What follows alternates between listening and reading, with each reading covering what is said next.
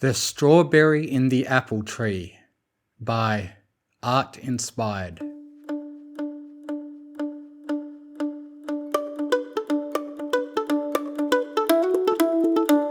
The wind shuffles a few orange leaves by Applejack's hooves. She looks at her red barn and sighs while walking in. The memories of her visit to town are still too fresh in her mind and she scowls. She nearly loses her temper towards a heap of innocent haystacks, but Applejack calms herself down to the best of her ability and remarks, "I don't see why I've got to be the one to apologize to her, when she was the one that behaved way more toxic than I did." She huffs briefly for a few times and then says, Okay, calm down now. What are you gonna do about this to make it up to her?" The air around Applejack is fresh, and thanks to what little rainfall her farm has gotten, it also smells slightly moist. She considers the many different directions that she could take, but ultimately Applejack knows that all she really has to do, and all that she truthfully wants to do at the time, is to simply apologize to Strawberry Sunrise. She turns around vigorously and gasps with shock.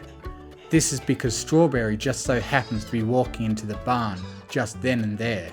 The sun's rays shine lightly on her red mane and tail, and she stops a few trots away from Applejack to say, "Hello, Applejack." The earth pony just gulps at her winged visitor and looks all around hesitantly. What are you even doing here?" Strawberry merely chuckles before saying, "Oh, sheesh, Applejack." With a roll of her eyes, she reveals, "This is going to be just a tiny bit difficult, but I came here because I felt like we shouldn't, Huh? Applejack asked. "Could you speak up? I can hardly hear you." Strawberry Sunrise then speaks up rather forwardly. "I just wanted to say, sorry." She rolls her eyes, although there's a hint of reluctance in the way she does it.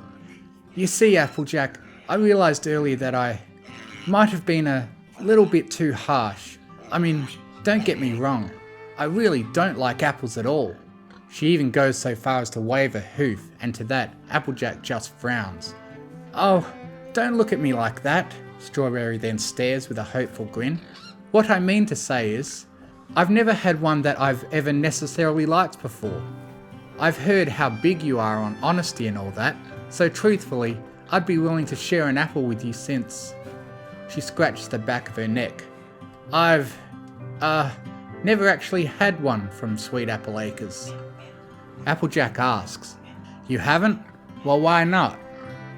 "Because," Strawberry says as she hoofs towards Applejack in order to calm her down, "even as a foal growing up, I just never really liked them.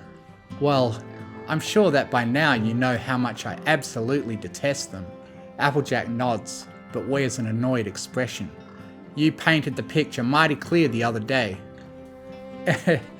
She looks down and clears her throat.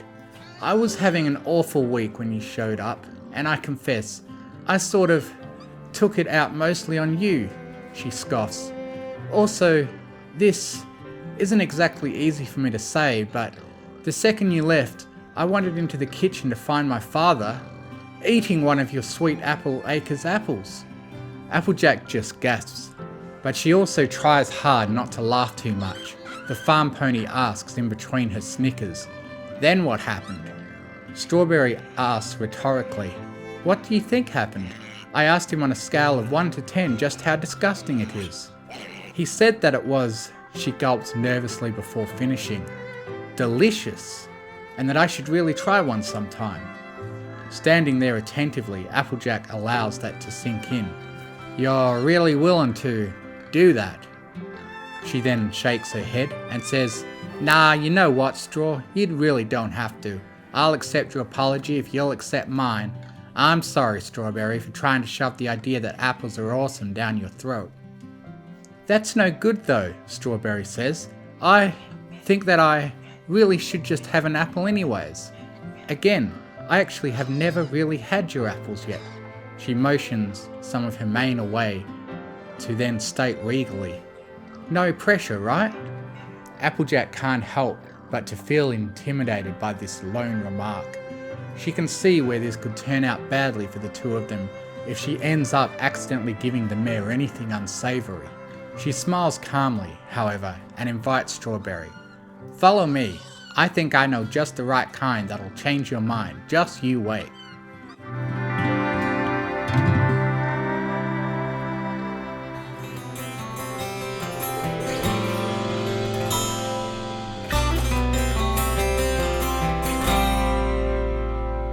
They go by tree after tall apple tree until Applejack at long last brings Strawberry Sunrise to quite possibly the largest of them all.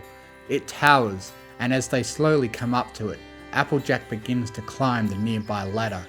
She also says as she goes along, "This here is what we've always called the forgiveness tree. We hardly ever have to use it, but any time we do end up using it, the ponies that have tried the apples that grow off the forgiveness tree have always at least somewhat enjoyed the crisp flavour." Strawberry replies, "Is that so?" There's silence, so she keeps talking. "Well, we'll see." As they reach the summit, Applejack lends the Pegasus a hoof and helps pull her the rest of the way up. "There we go, whew," Applejack huffs while she wipes away from sweat from her forehead. "Alright, let's see. Which apple's just right for us?" Strawberry pants as well, but just waits for Applejack to pick out the best one. "Here we are," the farm mare joyfully voices, and she then picks the fruit with just one hoof after it's detached and yanked away from the thick stem it once hung from, and makes an audibly beautiful popping sound. Not even Strawberry Sunrise dares to deny its ripeness. It has a smooth surface and a perfectly red and shiny colouring to it.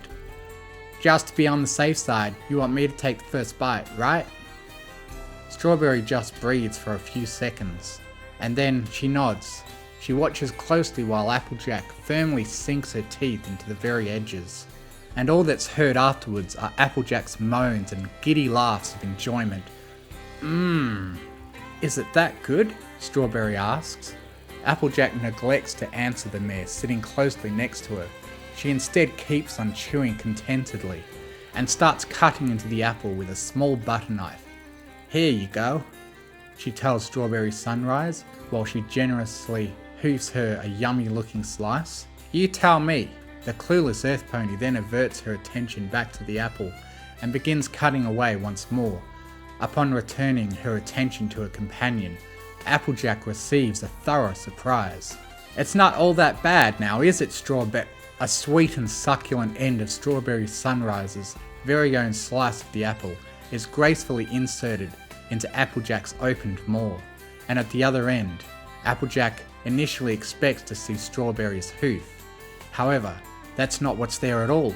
Instead, it's her cute, light yellow muzzle, and she's smiling blithely and lightly blushing. Strawberry's harlequin green eyes stare angelically back into Applejack's too, and for a moment Applejack is paralysed by her understandably modest though unexpected urges. Strawberry forwardly takes more of the apple into her cheeks and allows their lips to meet quite casually, but it's also very, very brief. Applejack clamps down softly and nervously breaks off her half and begins to nibble rather timidly. Strawberry is still directly in front of her, and she's smiling back at Applejack passionately and is watching the whole time. She begins breathing steadily and looks down at Applejack's nose for only a second. She then swiftly looks up and back into Applejack's dilated eyes, only to tell her, "You're right. This apple really does taste incredible." Since she's still a little bit shaken by the way Strawberry has decided to forgive her, Applejack fails to respond right away, so Strawberry just keeps on openly flirting with her. "Can I have some more?" She finally coughs and holds a hoof up to her mouth and looks away while trying to speak coherently. "You just... with me. I've never... but I thought you... on the lips?" Strawberry just laughs, but she then calmly asks Applejack, You didn't like it then? Applejack goes silent, and her hoof lowers itself back down as well. Save for the birds, nothing else can be heard from where they are. So she says more calmly, well, I didn't say that. You're actually, a good, that is to say... Giggling even more, Strawberry says innocently, if you'd like to keep going, Applejack. She flutters her eyes alluringly before saying, I sure wouldn't mind kissing you again. You've got to admit, that sure was fun. And if it makes you feel any better, I wasn't lying in the slightest when I said that your apples actually really tasted great. It wasn't anything like the ones I've ever had as a filly. Again, there's a calming silence in the air, but Strawberry simply waits patiently. I suppose. You suppose? Applejack glances at the Pegasus. I suppose I wouldn't mind one bit making out with you just a few more times. Her face turns red as a tomato while she speaks, but Strawberry doesn't mind this at all. To her, this only helps in making the farm pony appear that much more attractive and adorable.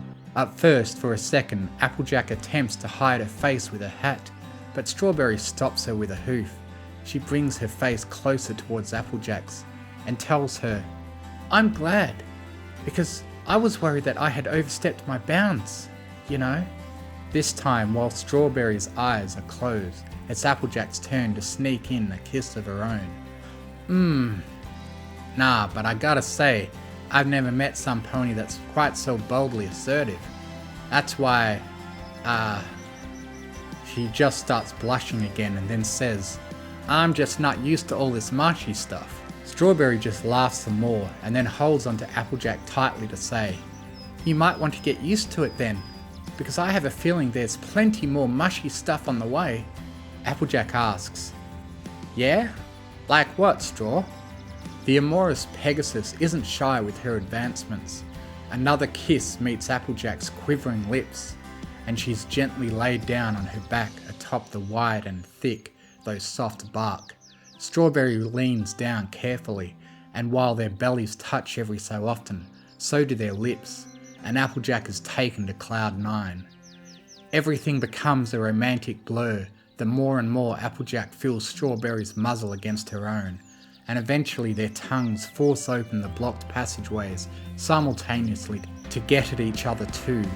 Thanks to those two ponies, there aren't just sounds of birds frequently chirping high up within the sky anymore.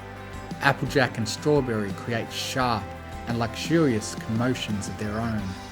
They giggle together for a spell before hastily getting back into the action. Another smooch occurs following their laughs, and Strawberry then relaxes a little more to say, I've never, been with another mare either, so I'm just really happy to find out that you enjoyed making out with me today too. She swoons. I've never really felt like this before. Applejack lightly presses her left hoof against Strawberry's small chest and compliments. You're so beautiful, and I don't think I've ever felt this way before either. She kisses Strawberry once more before asking, if it's alright with you, do you want to keep going? Chuckling and then glancing away with embarrassment of her own, Strawberry Sunrise says merrily, Of course I do, Applejack. The two of them stay in the tree like that for a few minutes longer, and even as they start to climb down the ladder, Strawberry begs Applejack to bring her back to the forgiveness tree again sometime soon.